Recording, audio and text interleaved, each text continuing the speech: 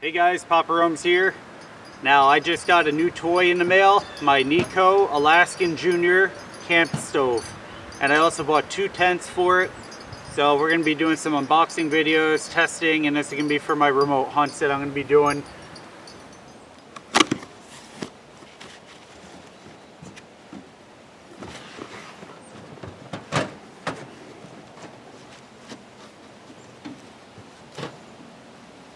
Now this stove is a lot heavier than a normal pack stove.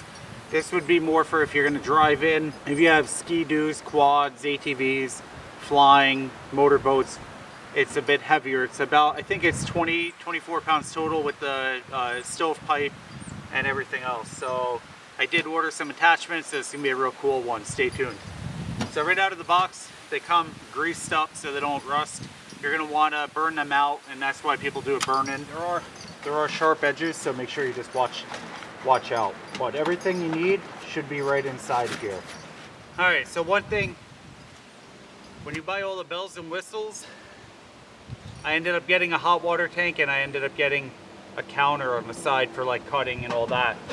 One, that adds a lot of weight, so depending on what kind of trip you're doing and how you're transferring it, depicts on what you would take with you. Obviously, I wouldn't take all that if I was trying to drag it on a sled. But however they packed it in here is beyond me. It was so tightly packed. Wear gloves. It took me a minute. I had to bend this pipe a little bit just to get it right, to get it out. I really have no clue how they put it in there.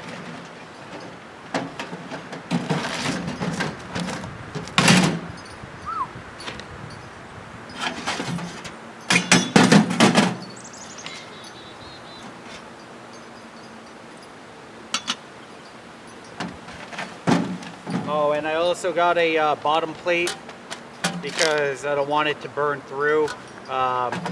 Instead of putting sand down, they recommend put sand, or I put a false bottom, and what that does is it allows the heat not to like warp it, and it keeps the heat inside of it longer. So I did pay the extra money and I got that too. I'm gonna put this together real quick and then we'll get a burn in on it.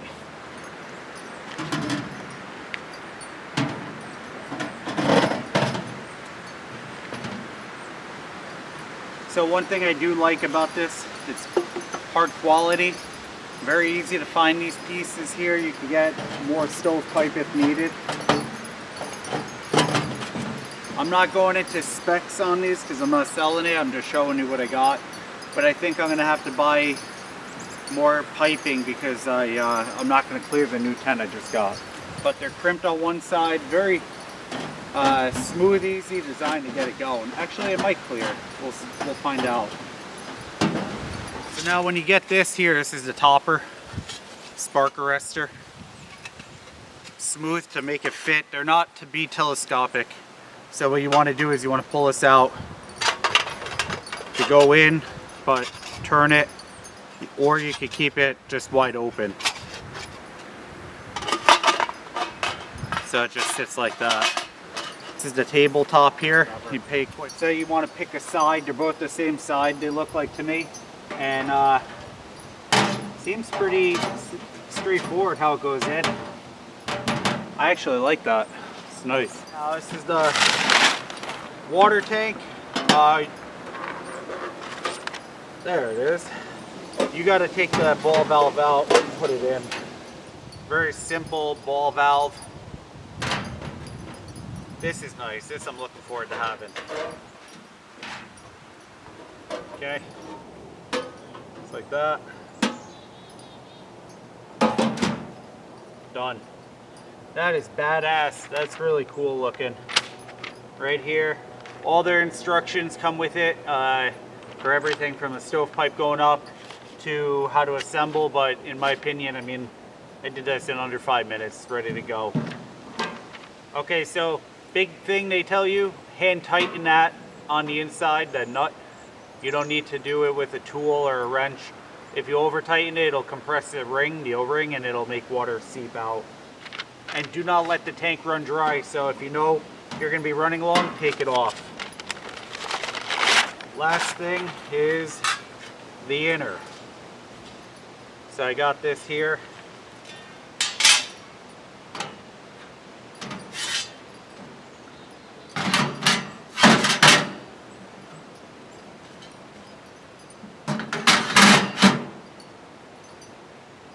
show you what it looks like up here.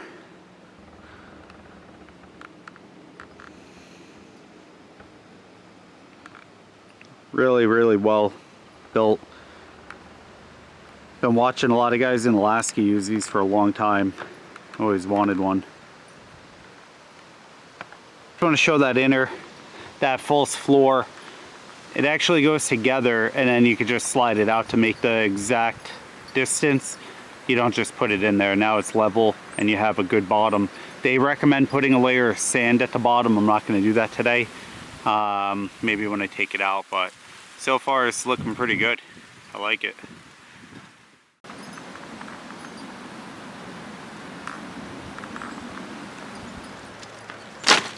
They recommend you wash it out, so I wash it with soap and water on the inside before you do the burn.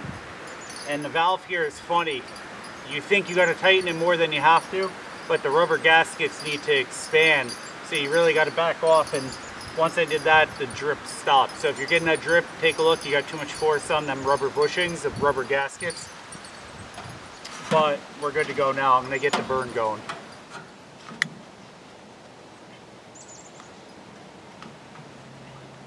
A lot of the wood here is damp from the last few days. A lot of rain. So the little titanium stoves, if you go back and check my channel, I have them too. They're pretty good. But if you get the titanium stoves, you don't want to burn the heck out of them at first. You want to let them ease into the burn. Where this, they want it to get cherry red. They do not want any parts not burned in. Now the reason why you're doing this is two things. One, you're looking for defects. Two, you want to make sure that there's no oil left when you go to burn this in your tent. You don't want that coming in your tent. So the best part about this is they have a calculator, and you can put in your dimensions of your tent, your hot tent, and it'll tell you which stove, because they make quite a few varieties. They'll tell you what diameter you need to use. I think the Junior, the Alaskan Junior, is anything from like 12 foot by 12 foot down, or 10 by 10 and 12 by 12, somewhere in there. Don't quote me on that, but it's somewhere in there. You don't want to go too small of a tent because it'll burn you out, it'll cook you out. That's why I have my titanium for my ultralight tent that's smaller, and then this is going to be for the new tent that I just got, so you're going to want to stay tuned for that. I like here for the door, the latch, and then you have your damper here, which is nice. You close it, you also have another damper up top here in the pipe, so that's pretty good too.